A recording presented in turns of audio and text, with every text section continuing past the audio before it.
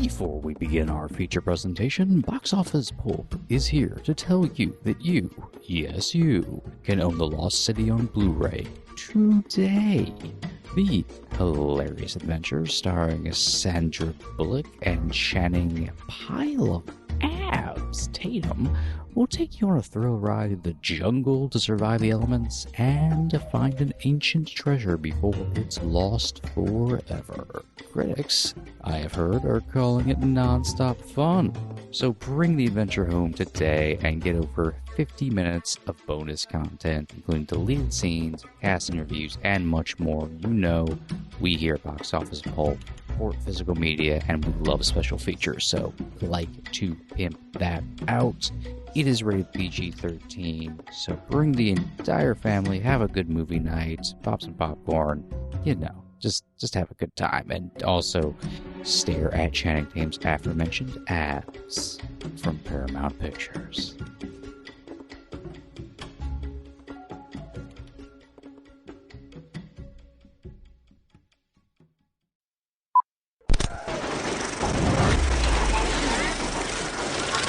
Here's Johnny. I'll be back. And you will know my name is the Lord. I'm walking here. I'm sorry, Dave. I'm afraid I can't do that. Groovy. Kill me from an aneurysm 6 years from now. That's the weirdest remake of The Ring. Like, you read about Gauntlet Legends and 6 years later you die. Here's a question. Do you think... the recorder's on, by the way. Oh, shit. So we're starting with my The Ring joke. Awesome. Cool. Yes. Do you think, just a quick aside before we actually start, do you think Gauntlet has now gone so long without being anything that bringing it back with a new game wouldn't be met with ironic groans of trying to just use an IP, and in fact would actually feel like a fresh game, because who the fuck knows what Gauntlet is? I was about to say, yeah, I don't think a lot of people remember Gauntlet or anything distinct about it. So if you brought it back right now, people would probably go, oh, that's a franchise? Okay. I think it wouldn't be the nostalgia like, woo, yeah, cool, or, oh, God, this again. It would just be like indifference, and if the footage looked all right, then people would be on board. Echo the Dolphin has more name brand value. That's weird. I'm not saying wrong, just weird. Yeah, I think if you made a Gauntlet game right now, I would be excited about it, and then collectively the rest of the world would go, we don't give a shit, whatever, moving on. It's hard for me not to be excited about a dungeon crawler, so... I've spent too much time playing Gauntlet games growing up to just ignore a new one. I would like to get back to that game. Still gotta play the new Baldur's Gate. Anyway. So, the recorder's on. Are we actually, like, mid-episode now? Are we into this? Then let's just go ahead and do the intro. Alrighty. Hello and welcome to Box Office Pulp, your one-stop podcast for movies, madness, and moxie. I'm your host, Cody. Joining me tonight for a mini bop review is my co-host, Mike. Say hello, Mike. My arm is spearmint. Ooh, delicious. I'm a little bit of a cinnamon myself. Delicious. Anyways, folks, we are talking about The Black Phone. Heads up, Mike and I both really enjoyed this movie. We're going to be jumping into spoilers for our review. I'm assuming in about 3 seconds. So this is your warning. If you want to get out without knowing anything about the film, now is your chance. It is currently on streaming. You can get it on video demand through Amazon, I believe. It's still in theaters, so you can actually go see it that way if you want. And I believe it's scheduled to hit Blu-ray sometime in September. So come back to us then. Go check it out. We both liked it. Highly recommended. You're gonna have a fun time. Besides You're all excluded from the rest of this not episode. fun stuff. Yeah, I don't give a shit. I'm not your dad. You can listen to us. You can be cool. I'm just saying, you had your warning. All right. You think they're gone? Hey, what are you doing back there? It said get out. Black Phone dies. Fucking kids these days. Black Phone dies at the end. Again, technically, because Black Phone is Ghost. That is technically, he rips the cord out, so it actually does technically kill the use of that phone. Well, no. I mean, the Black Phone still calls the grabber while the grabber's being strangled with the severed cord, right? I guess the phone started out dead, so you can't make it more dead. That's true. It's kind of an undead phone. Maybe you melted it. this is the best way to start a review, by going from the very last seconds of the movie and then having to reverse your way out of that pit. But in a weird, nebulous way that doesn't actually confer anything. Doesn't help at all. No, we're totally nailing this one. So the black phone, Cody. The Black Phone. For folks at home, if for some reason you haven't seen the movie and you didn't listen to my warnings, is an adaptation of the Joe Hill short story about a ghostly phone. Well, that's kind of underselling it. Children are being kidnapped by a mysterious grabber, kept in his awful basement, and his latest victim hears ghosts essentially calling him from a black phone that is in this basement prison. And the ghosts give him tips on how to try and survive this ordeal. Pretty cool setup, nice and spooky. You get Ethan Hawke as the Grabber, which is a really great villainous turn for him. I mean, folks have been making a shit ton of noise about him taking on villain roles since he did this in Moon Knight, basically back to back after a long, long career of pretty much being the good guy. But he really, I think, knocks the role out of the park, considering he's not on screen that long. He's terrifying. Just a lot of it, too, is eye acting, because he's wearing a mask for a majority of his performance. So you just see these big, wide eyes and this kind of split personality thing he's doing. It's very unsettling. Top tier. I think this maybe is probably his finest performance. It's like defining kind of performance. It's so not Ethan Hawke. It's very different than if you were watching one of his like Linklater movies. But that's what's fun about it too. It goes against expectations, and he's really vicious in the role. Plus, I want to take a moment just to talk about the mask too. The Grabber has this really interesting mask. It's like a two-part system where the top is kind of like a white devil horn thing, and the bottom can be changed out to different mask emotions. So there's one that has no lips, there's one that's a very wide smile, and one that's a very angry, deep frown, a cartoonish frown. So depending on the mood of the villain, he can swap out mask parts and then appear on the scene with a reconfigured mask, which is really neat. It sounds complicated, but the movie doesn't have to spend any time explaining. You just get it the second you see him wearing different pieces. Yeah, and it's so effective. I saw a really interesting take on the masks that it was just a random comment that I saw. So I'm sorry, random person on the internet who isn't going to hear this probably. Mikey stealing son of a bitch. I would credit you if I could. That it was, and of course we'll get into the themes and stuff, but it was representative of an alcoholic parent, where every time they come in the room, it's different. It could be any sort of expression and mood that the parent will inflict on you, so you don't know. And that's what the mask like represents. I hadn't thought about it that way. I thought it was just really interesting take, and I can actually see. And I can see Derrickson Cargill going that way, kind of like extrapolated from it's stuff that's not in the story. The movie's way better than the story, but we'll get into the story later. It's surprising though, because the Joe Hill short story is 20 pages long, so it is not material that's a full movie. It's the Cliff Notes. And I swear to God, pretty much every single line the Grabber has and every scene the Grabber is in is from the story, save for like a few quick brief moments. That is how like affected Hawke's performance is. He's only in a handful of scenes, but he feels like he's in the entire movie. And also, he completely changes the character based around that fucking performance. Oh, yeah. Well, as long as we're doing this, to the book's end, I reread the story recently, and I was surprised that the Grabber is called the Grabber one time, just as like an aside, the newspaper calls him that. The story goes by his first name, Al, or Albert, which doesn't do the character a lot of favors for making him scary, I guess, in my mind. But also in the book, he's described as being grossly overweight and bald. A very different character physically than what we get in the movie. So that's kind of interesting. They really retooled the character, I would say, from ground up to allow Ethan Hawke to make it more of his own thing. Yeah, I've seen some backlash that he's doing a version of Gayface for the character, but I've also seen pushback on that as well, saying that's just the John Wayne Gacy kind of thing. Like you shouldn't associate that necessarily with Gayface. It's just this is a guy who preys on children in general. He's just a murderer, not necessarily a gay murderer. It also feels like, I don't know, some kind of weird self-projection from somebody. I don't know. I just don't really see the Gayface thing. Well, my take on the character too is the Grabber's whole inspiration was he was put into a similar situation as a kid. It's implied, he was in that basement. He was mistreated probably by an alcoholic father or an unwell father. So he reverts kind of to a childlike phase. I think when he's dealing with other children that he's kidnapped, that's one of the personality factors. Yeah. And I think that's why some people are maybe taking it as a kind of a gay-based thing, because he's speaking in a higher register, more childlike maybe. Which is, I don't know if I have any right to say this, but I feel like is kind of insulting if you're just saying like, whoa, you talking high register, that's gay face. It's just kind of weird. I would agree, but we're also setting up straw man because we don't have someone here with that opinion. So that's true.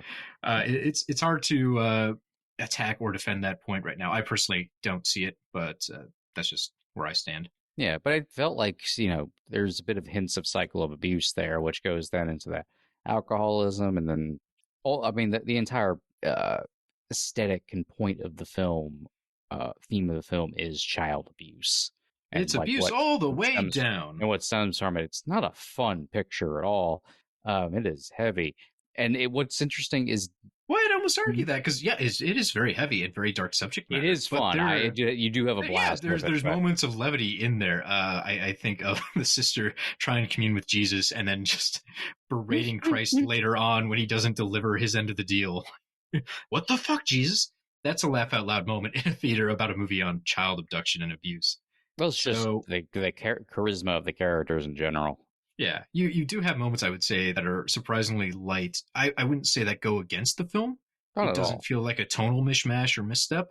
It's just the movie has maybe a little bit less grimness than you would expect given everything that happens inside of it. It feels very 70s authentic that way. Yeah. And I mean, as long as we're talking about the 70s aspect, it's very nice to get something that I wouldn't call a nostalgia piece, just a period piece about the 70s, considering it feels like right now, if someone's making a throwback movie, it's the 80s. It's the 80s. Everyone wants to do 80s. Ever since Stranger Things, that's what everyone wants to do. That's where the money is. That's where the nostalgia is. So I really appreciate getting something that is a visual and actual setting themed throwback to the 70s. It's refreshing after everything. Yeah, I figure we would have moved on to the 90s by now, to be honest.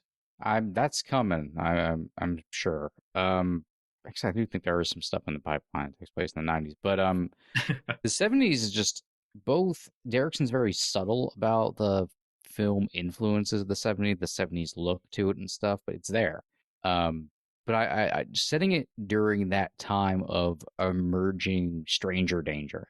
Or that started to become way more well known and well worn a thing. Or at the same time, because Derrickson's not going heavy 70s on it, you almost kind of forget you're in a period piece at times. Yeah. So I almost had to keep adjusting my societal lens, and it was interesting. Like, okay, if this was set now, you actually would have had to do story gymnastics as to why, like, when a teacher is seeing that there is obviously must be some sort of like home abuse going on, why they wouldn't do anything. It's like, right. That didn't really start happening until like the 90s is when we started talking about that. Like the gymnastics of why don't any of these kids have a cell phone or anything along those lines? I mean, yeah, there's that, but I'm talking about like the interesting societal circumstances that you both get to shine a light on for like that time period, and also just telling like a greater story of like this is how things almost today started because of things of how it was treated back then. For me personally, though, I really love not anthology, sorry, a good period piece in horror because it just removes a lot of the technology questions right now. You know, instead of having to worry about someone having a drone or someone having a GPS or someone having a FaceTime situation, you don't have to explain any of that. You don't have to worry about easily made cell phone calls. You can make it more about the characters and how terrifying their situation is. I like stripping out technology from movies when possible. And that's why the Cabin in the Woods movie, I think, is effective for me, because the inherent premise there is, oh, you're out in the middle of nowhere where help can't get you, and there's no cell phones. Ooh, bad things are unstoppable out here. And you like period piece, that's kind of it. You know, if you have something set in the 50s, you have to depend on yourself or community to essentially save you from a bad situation. And how do you communicate with the community? How do you reach them? There's also something I believe when it comes to horror that whenever you take it out of the period of now, like now horror almost represents something else, like horror that's commenting on the now. And not that horror in a period piece doesn't comment on the now, but horror fits in where it's almost as if it always needs to take place minimum 10 years previously. Like it has to have this air of the bygone past in some way to almost make it feel more ethereal and heighten the horror aspects of it, where it does feel more otherworldly. Where if the little title card comes up and it's the same year you're sitting in the theater watching it, there's almost this weird. It's like you get into a different mode of watching it. Like, okay, this is a different kind of horror movie, even if it tells the same exact fucking story. But if you just put like 2000 instead of 2022 on there, then it suddenly feels different. It's the once upon a time in a galaxy far, far away kind of thing. Bingo. But I would say too, if you have a story set right now and you have any sort of strong theme to it, you're going to have people that inevitably will bitch and say, "Oh, the movie's so preachy," because I think they feel like, okay, this is obviously a commentary on current life. Anything it says is trying to teach me a lesson or trying to tell me something. Whereas if you take that same subject matter and throw it 30, 40 years in the past, I think for a lot of kind of picky eaters when it comes to cinema, that will go over their head and they won't necessarily think, oh yeah, this is a commentary on my modern life, but they'll get the lesson and maybe it'll worm its way into their head. It provides like enough of a disconnect for it to go subconscious to them. Right. Because obviously the movie, like we said 100 times already, has a lot to say about abuse, how we treat children, children's autonomy in society, and really how their leaders have let them down. You know, in the movie, the cops are useless. Adults are useless. Adults in general are useless, which there is no way when they were making this, they weren't thinking about our current day life. You know, you can set it in the 70s, but it's clearly aimed at what's going on right now. I gotta say, we're all seeing all these useless boomers. Yeah, not doing anything, or cops that, you know, would rather shoot you than help you out. That was one of my concerns watching the movie, actually, when Finney was finally getting out of the place and the cops were going in at the same time. I'm like, oh man, they wouldn't give us an ending where the cops just like accidentally gunned down a kid, would they? Just to really drive home how useless the police were in this whole thing. I feel like Cargill probably mentioned it once while scripting. Like, could we? I respect Cargill quite a bit, so I would hope he wouldn't do something like that. What's interesting to me is none of that's from the short story. Not at all. So none of the abuse or the alcoholism stuff, none of it is. That is also, well, okay, so the abuse, the alcoholism, most of the physical stuff about the grabber, the mask too, that's all from Cargill, and that's all from Derrickson creating that. But what I thought was really interesting too, because I'm not religious at all, is they brought in religion to the whole thing. Yeah. Because there's like no mention of God, I want to say, in Joe Hill's story. And no, I mean, there's only like vague psychic stuff too, so. Yeah, just a little bit of that. And they really bring that to the forefront. They add the religious aspect to it. Although it's not like a character actually has a dream and Jesus walks up to him and he's like, hey, here, let me rap with you. So you can take it however you want. There's something supernatural happening, obviously, with the ghosts. But the little sister has visions and she is trying to communicate with a higher power to help her funnel her powers into saving her brother. That's all new. That's stuff they have added into the movie to make it a complete story. Whereas the short, 20 minutes, pretty much everything in it is covered and used. And it's just not enough to make this an hour and a half long picture. So I thought that stuff was really interesting. Again, not as a religious person, I'm not at all, but I still found that doing an interesting tightrope walk where you don't have God being the savior at the end, where it's like a hokey pro-religious picture. Oh yeah, it's just there because she believes in God because it's the 1970s. Yeah. If you are religious, this movie probably is affirming in that sense too, though, like the mysterious plans of, the upper realms. So maybe, I like how it's left open. She does, which is the funniest part of the movie, hands down. But it just surprises me because all that stuff feels like it would come from Joe Hill. Right. And is a natural extension of, growing up with Stephen King, more or less. And it really does. It almost makes the Black Phone feel like The Shining or or Doctor Sleep or something like that. But none of that stuff's from Hill. It's almost like they extrapolated from the short story and then other things Hill has put into his other works that do comment on that to make it like a more complete picture and a more complete piece. Yeah. Well, I saw an interview with King not too long ago where he really said the best movies of his work came from when people were kind of given the slack to write stories around what he'd put.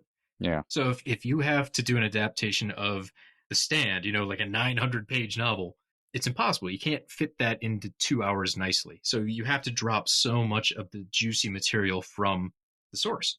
Whereas if you pick up something like Quitters Inc., that like a 20-page story, a 15-page story, you have to do a lot of legwork there. You have a really good kernel of an idea from Stephen King that people identified with and liked, and now you have the freedom to say, cool, how do we bulk this up and make it cinematic? Yeah. And I think that's what happened here. They should be doing more adaptations of 20th Century Ghost because they're all pretty short. I think they're all only just ideas. Mostly, yeah. I mean, there's one here I really love. This is like a ghost tree that's essentially like 3 pages long or something. You have unlimited freedom with a story like that and a really good base. Like that's a cool log line. What do you want to do with it? Yeah, I think that entire book, short story collection, is just it's kind of an oddity to me, just in regards to Hill in general. Is none of the stories have anything to say. And that's not me like insulting them. Like, yeah, I mean, they do kind of fly wildly back and forth in quality, admittedly. But none of them have a goddamn thing to say.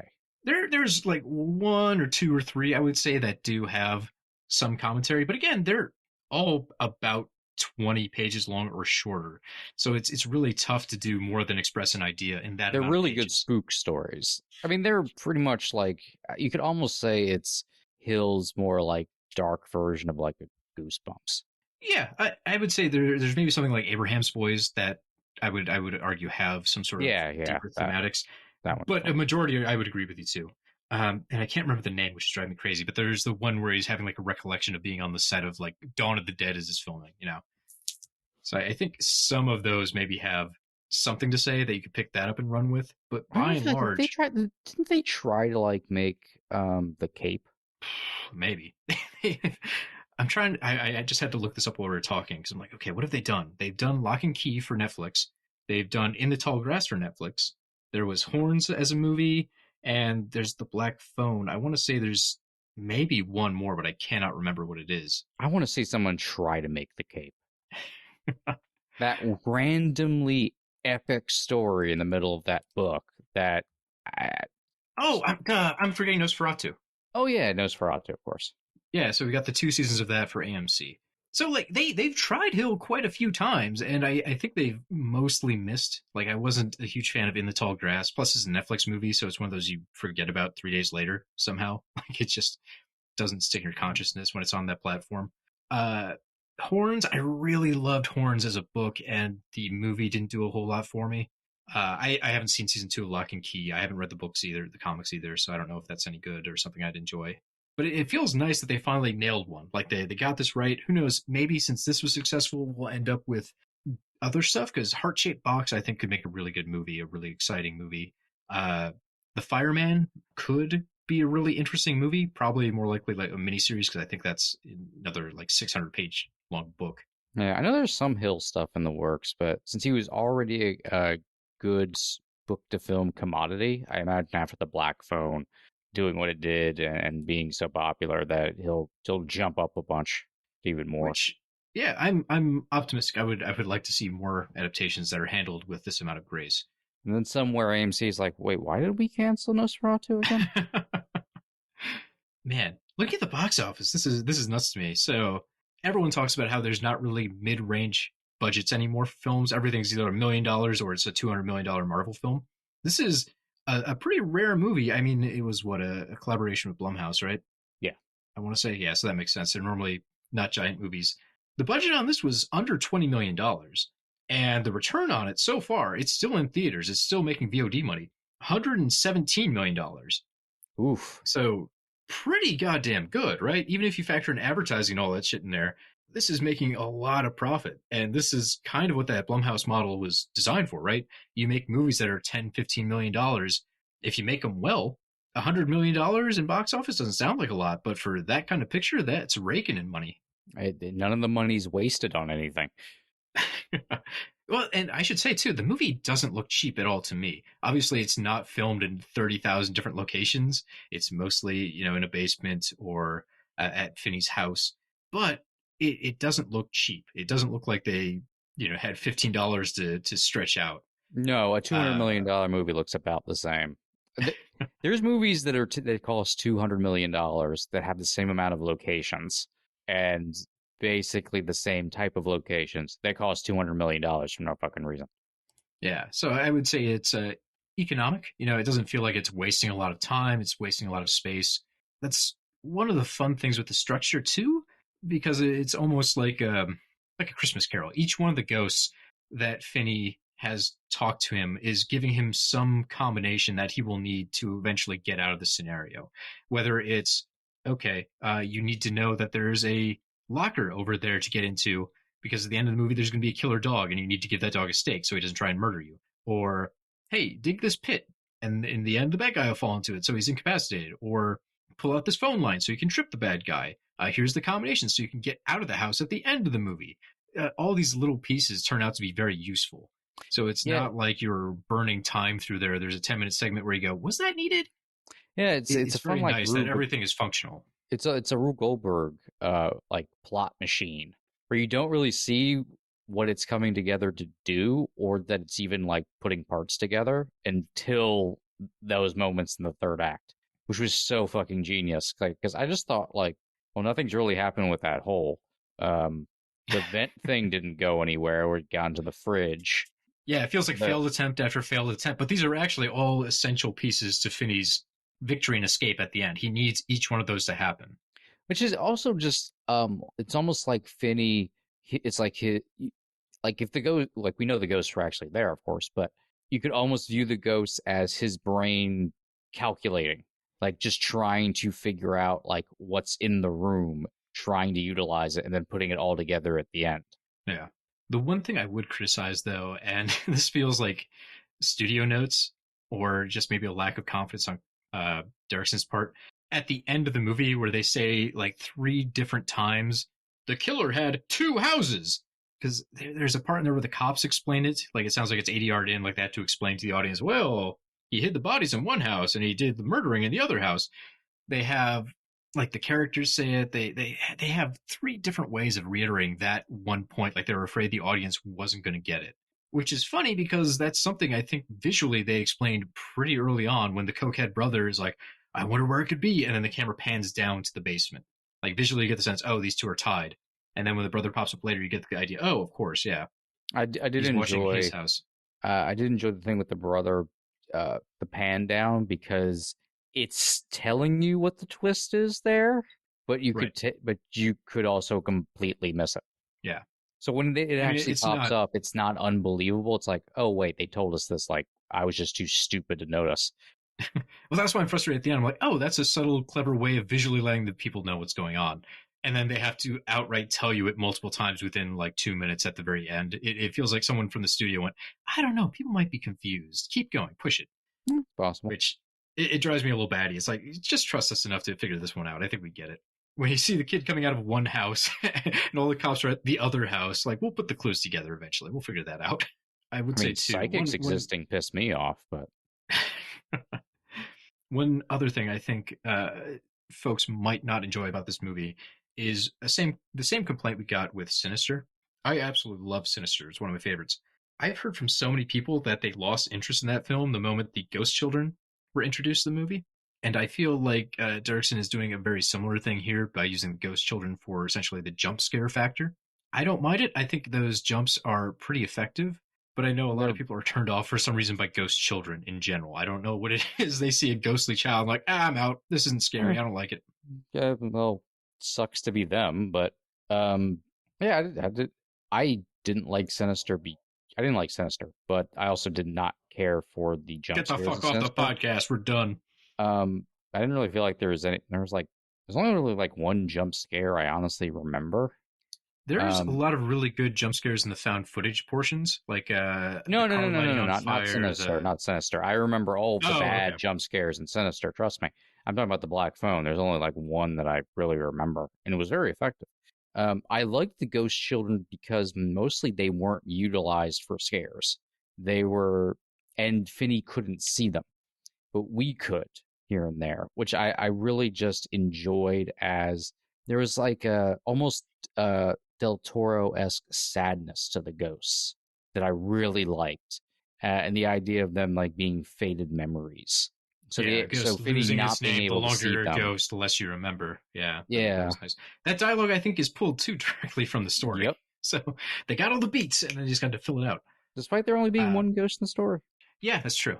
I'm trying to think. There was one big jump scare with a ghost at the very beginning, like the first time Finney turns and there's a ghost right in his face. That got the whole audience. That was like a really good jolt. Oh yeah, that was a good one. Then there's another one where there's just like a ghost kid kind of floating around and he kind of goes into a spasm. That one didn't work as well for me. Especially since the ghosts are kind of on Finney's side. Yeah, that one was a little weird. It felt like they just need to pick me up. So yeah, that was the only time Finney really saw anything. Right. Yeah, I think that's why that one kind of sits weird to me. It's like, okay, well, the phone is there because he can't see them, theoretically. And then all of a sudden he's got his pen light pointed like right at one. And it's doing a weird shake like, this guy's on your side, man. Why are you trying to freak him out?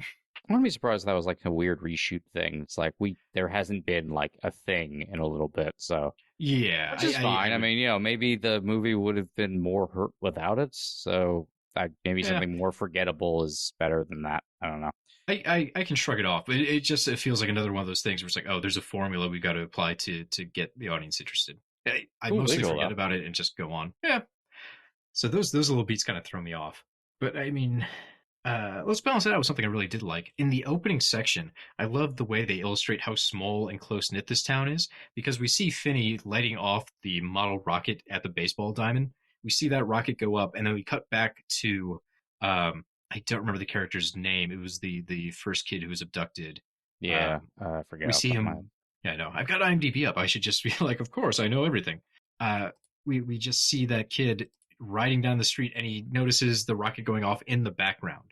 Yeah, which is really fun. I like that idea. Like the geography is all tied together. You realize, like, oh, this is only a couple of blocks. This is not a huge city we're in, really. Yeah, Derrickson, I think did a brilliant job with with plotting out the geography. I felt like I did kind of know each area of that town, which was very important, kind of from almost kind of making the town into a character standpoint for you to know where everything was, which also which makes the search, the sister's search for Finney, like a little more visually interesting, but you can be a little bit more involved in it as a watcher instead of just watching someone pedal, because you kind of know where everything is. So you feel like you know the same information she does as she rides around the neighborhood. Mm-hmm. And for me too, there's two nice points about that. One, it makes the cops look even less effective when you realize this is not a giant town. Like, how have they not figured out where like 6 kids have disappeared to in a town this tiny where it's that close knit? And two, in a lot of movies where like the pets all go missing or the kids all go missing, it's kind of portrayed as like, oh, we didn't know about it until we saw like the missing person / pet ad on the wall. This one is like, it's such a small town. If a kid goes missing, it's seismic. Everyone knows about it, and there's a gap in the community all of a sudden. Like, those are the guys you know. Those are the guys you play baseball with every week. So it's more disturbing to me when you have a movie that's a close-knit community that's being frayed apart by some sort of, like cancer in the middle of it that they can't find. They know it's in there, but they're not really looking for it. Kind of touch on something. Another neat point is the story isn't, again, the short story doesn't mention the city like at all. It's all in that basement, which is kind of funny because I would say the setting is such a huge portion of what makes this interesting and fun. And again, totally made it whole cloth from just from the movie. Yeah, it almost feels like kind of like how much Haddonfield feels like it has a personality to it in Halloween, the actual first one. Yeah, it's kind of the same vibe in that regard. But you touched on something I thought was really effective from like a pure like tonal horror aspect, because like I think this movie is very affecting as a scare flick, and that's not because of like a couple of jump scares in it, but I think there's something kind of haunting about the fact Finney knew the kids sorta, Yeah. but didn't. It's like the idea that you can kind of like pass by these people or have these people around you and then they just end up dead. Hmm. Like, there's something kind of like really horrifying about that because it closes the gap between that happens to other people and then it happens to you. Yeah. There were a couple where his people he was close with, like when Robin Well, disappears, his friend, obviously of course, those are like yeah. his best friend, yeah. So you get a mix of stuff going on here where it gets more and more personal as it goes on, like it's inching towards him. One thing I don't know if this was hokey or not, but I loved it all the same. There's the bit where Finney is talking to his sister and he's like, don't use his name, don't talk about the grabber. And she's like, why? If you say his name, he's going to pop up. And then the van rounds the corner behind them. You, it's just kind of those... like some of that stuff, though. I like some of that. Like it's a little bit of like an eye roll thing because he's not supposed to be supernatural himself. He's just a grabber. But I still like that. It's like the community is so small and there's only so many spots where kids would be. Like, yeah, he would have seen him before. He's scoping out his hits, and just the idea, almost the mythological. If you say grabber, if you say Bloody Mary in the mirror, she'll appear. It's very boogeyman, yeah. It is very boogeyman, and I like that. I love it. Hit a personal sweet spot to me. Well, they did a really good job of highlighting that it's just a dude, and also he's a movie monster. Yeah, where of course was it Savini who made the mask for that? I believe so. Okay, I'm talking about I was asked there, but I believe that's what I. Yeah, I know we're way past the mask because we already moved by it. But one last thing I wanted to mention is, god damn, it is hard to make a good iconic horror movie mask because everyone's tried their hand at it since Michael Myers, and I really love this one. I think this one is phenomenal. This thing's gonna be everywhere, yeah. Right, like you would buy a Halloween mask of it, even though it's for a child murder. At least he only murdered the kids, as far as we know. As far as we know, I don't know. Yeah, they set it up that he's explicitly torturing and killing the kids for misbehaving, but I think there's always that implication when there's a guy who kidnaps children that he's doing other unspeakable things. There's a lot that's unsaid.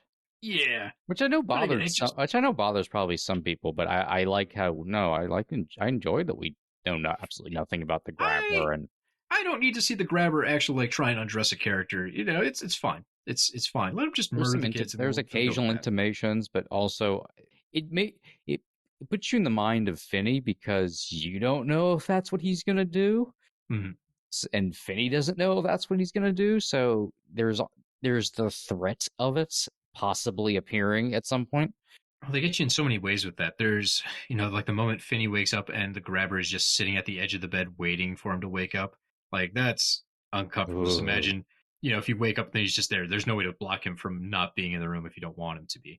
That's really unsettling. Yeah. But then there's the moments, too, the tension of the grabber just sitting at the top of the stairs with a belt, waiting. He's just waiting for Finney to go up there, trying to trick him into thinking, oh, yeah, he can come upstairs. And the moment he does, he's going to beat him so severely, it might kill him or just knock him out for a day. Like, oof, that is pretty darn effective by itself. I don't think you have to add in the threat of sexual assault on top of it. No, not at all. But yeah, I'm sorry, last thing about the mask, just to finish the thought about how tough it is to make an iconic mask. Just think, because the Michael Myers mask is effective because it's simple, right? It's just a white mask. There's not a lot going on. There's complicated design or anything. There's some masks where it's like they tried too hard to make this cool or edgy, and it's got a lot of details you can't really make out or remember. It's tough to make a good mask. You got to walk the balance of it being unique, but also silhouettable enough where people can easily remember it just by kind of its shape. And I think this one's got that going on. You've got that kind of pointed devil shape to it, and then for the complicated side to make it unique, you have the moving mouthpieces. Plus, it gives a clear view of Hawk's eyes, which do a lot of the selling for the grabber's actions. Like when he's teasing or when he's being angry, Hawk just has his eyes fucking wide open and like he's staring through you, and it's a really great combination. I can't believe it because most times I see a movie mask, go, yeah, sure, I'll forget about that in like 2 days. They tried. It's a mask. This one's something people are going to remember. Yeah, I think because of a lot of times they try to make it iconic in the creation of the mask instead of just making something that it's like one of the reasons Sam in Trick or Treat is so iconic is Doherty wasn't trying to necessarily make like a character that would be at Universal Horror Nights, mm-hmm. where it feels a lot like many filmmakers, especially like the indie horror scene, no offense to anybody, go out of their way to try to make like an iconic looking. Like I mean, it happens to everybody. I mean, fucking why did Horace Pinker and Shocker have like a checkered thing across his jumpsuit? It's to make him look iconic. Which unfortunately just kind of makes me think of a taxi cab. Yeah, he looks like a taxi cab. Yeah, not really the look you want for your iconic slasher. Sorry, Wes. I mean, he's iconic to me, but Or even just thinking of Jason Voorhees, though, like how lucky we are they stumbled upon, like, I don't know, just fucking throw a hockey mask on him in the third film. yeah, just throw Like, there's no way they could have been sitting there thinking, like, nothing like. this will be the most famous iconography in horror once we put this hockey mask on this murderer, this backwoods killer. Because it's such an insane thing. A hockey mask? What is that doing in a cabin in the woods? Why would a killer throw it on? He was wearing a burlap sack in the last movie. And yet, you can't help but look at that mask and go, oh, that's effective. It's such a weird nonsense thing, but it really works.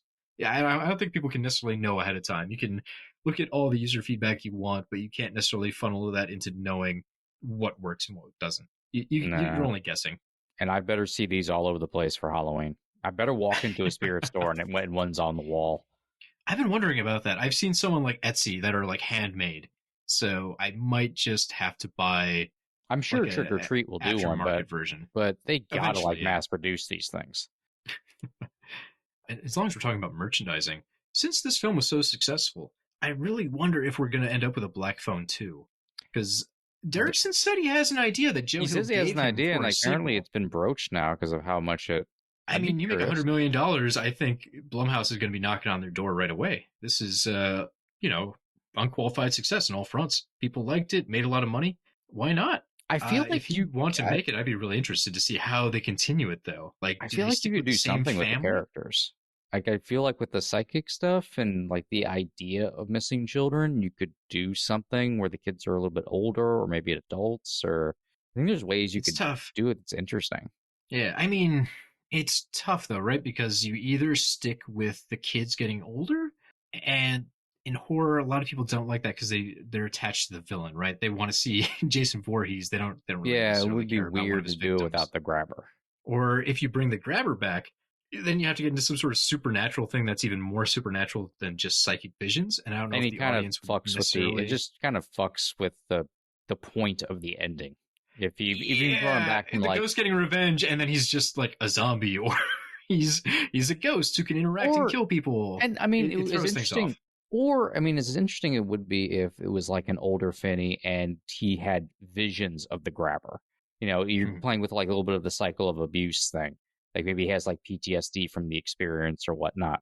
I mean, even having the grabber, which would be interesting, though, but even having the grabber appear there would still feel like, as interesting an idea I think that is, it still is like, but we were kind of done with the grabber. It feels like we should move on from the grabber. Yeah. I was going to say, though, if you're pushing the cycle of abuse idea, that's already baked into the story that Finney went through some traumatic stuff in the film, but his whole life is pretty awful. His dad is abusive. His mom committed suicide. You could easily fashion him into the grabber 2.0 if you wanted to go that route. I hate that idea. I don't really like the idea. It doesn't feel like that's where it should go. That would be...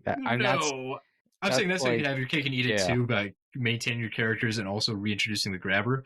I mean, I hate the idea. I would hope they wouldn't go that way, but you could. Once again, the balls on them to do that. Like, no, we're going hardcore into the theme that we're playing with. But that would be such a terrible idea. They're all too smart for that. I would trust them to not go that route. I don't think Joe Hill would be like, that's the way I'm writing it.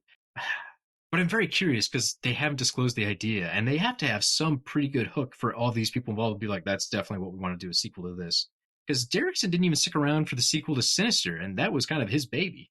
And that one left itself open to a sequel. So I feel like Hill must have said something that was absolutely brilliant for everyone involved to be like, oh, totally, we'd do a part 2. Yeah.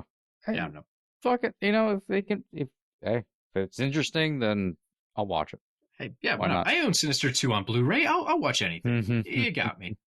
One last thing I wanted to point out, though, because I'm always excited when this happens. Jeremy Davies just popping up as a real piece of trash. Like, God, that guy's always fantastic. Putting on his Jeremy Davies performance. Yeah. Like, that guy is just stuck doing period pieces now, isn't he? We can't allow him into the future. It's too terrifying. He's such like, even when playing a complete dirtbag, you just kind of want to like, there, Jeremy Davies, there. You really do. His wife's dead. I understand why he's an alcoholic. His job sucks, and he's trying to protect his kids. Here, you should can sew me into a horse if you want. Yeah, whatever it takes. I'm sorry. I'm just going to spend the next hour now thinking of Jeremy Davies' cameo page and how insane that was. Can Jeremy Davies be in more things, please? Right, yeah. Put that guy in stuff. I'd like more, please. Where's he in the MCU? He's the Beyonder. I'm sorry, I'm just thinking now if they replaced Christian Bale, like they fired Christian Bale after the entire movie filmed, and they're like, hey, we need a new Gore. Could you be twitchier, Christian Bale? And he's like, I don't think I can. And they're like, well, we're going to have to find somebody new. Get Davies on the phone.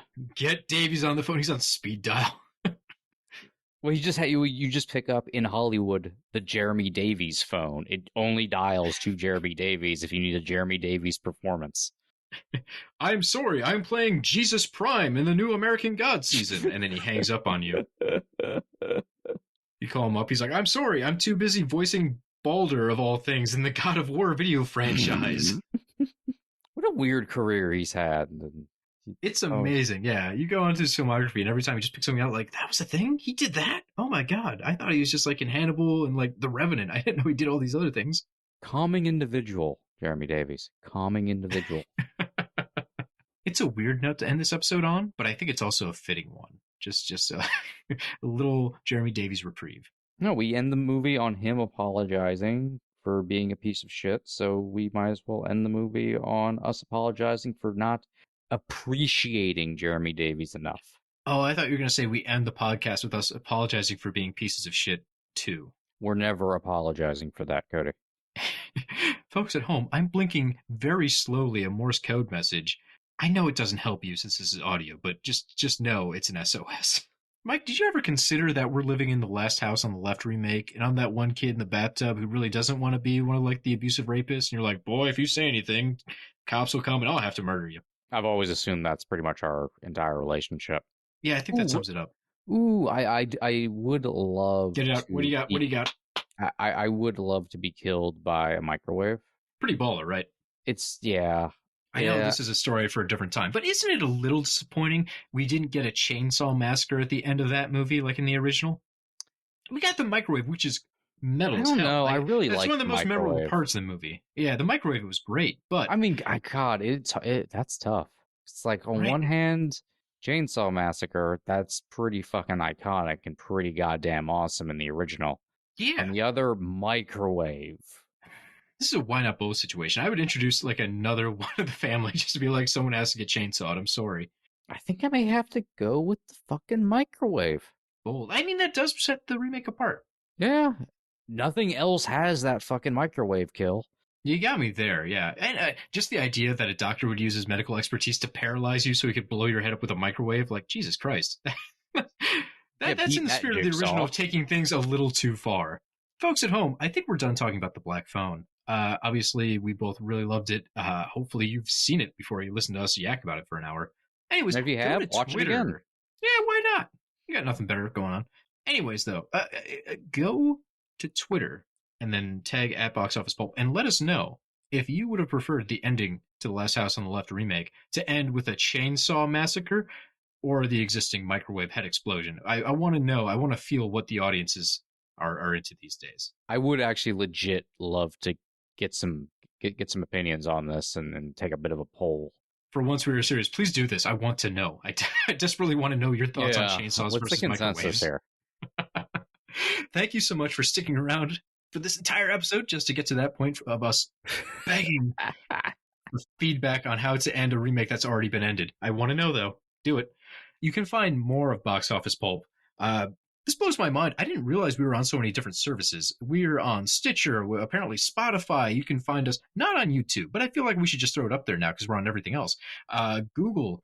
We're at boxofficepulp.com if you want to find our whole backlog of stuff. We are all over the place. You can find us on Facebook. I'm running out of platforms we're on that I remember. We're everywhere. It's fantastic. Give us a look, an iTunes review, whatever. Actually, hold up. Before you leave a review, if it's below like 3 stars, hey, go ahead and keep that one to yourself. That's okay. 5 stars though. Mint. I'll take it. You can So send did all the Mike- negative reviews to me personally. I need to Mike be as a knocked down person, few just pegs. review him. Yeah, That's just fair. flog me. Flog me. Go on. Do it. I don't like how into it that you are, so I'm going to move away. Mostly, I was proud of myself because I managed to work Mint into the closing segment, so it seemed like it had something to do with the movie. Oh, that's good. And now we've ruined it by you asking for a spanking. That's a wrap. Get the hell out of here. And like that, he's gone. Mike, can you do lines as Hellraiser asking for a spanking? Tee-hee. We make ourselves laugh. We're good. Host. Ho, ho, ho. Chatterer, get over here and spank my pasty white bottom. Do you think Pinhead has pins in his butt? Only around the anus. If I goatee it, you see them. Yeah, that'll do. That'll do. What an ending. I can't wipe because of them. I don't know if you wanted to know that piece of information as well, or, I mean, how interested are you in my rectum? I have such toilets to show you. In hell, there are no toilets. You're only allowed to remove your pants for spanking. So Pinhead's just walking around with soiled pants at all times. The whole time. Yeah, that's why Smell-O-Vision doesn't exist. Hellbound, Hellraiser 2, Brown Streaks. That's why my vestments are so sleek. Oh, I don't like that at all. That's like he's oiled. I don't like the idea of lubing up a bloodied spiked asshole. Oh, there's more than just blood. Oh no. Oh god. Is this what we're getting in the Hellraiser reboot series from Hulu? Are they really going to push the edge here? That jar in the ass video still skeeves me out, though. Serious question. How come none of the Hellraiser movies ever did a lemon party? I mean, who says they didn't? I haven't watched the last I was really one. hoping that was going to be the thing to get you to laugh. I thought that was the one. Cake It's a stupid farts. show. This is Box Office Pulp Guy, and this has been a Pulp Podcast production. Now please, please, please, put a gun in my mouth and pull the trigger and say goodnight. And now, on with the show.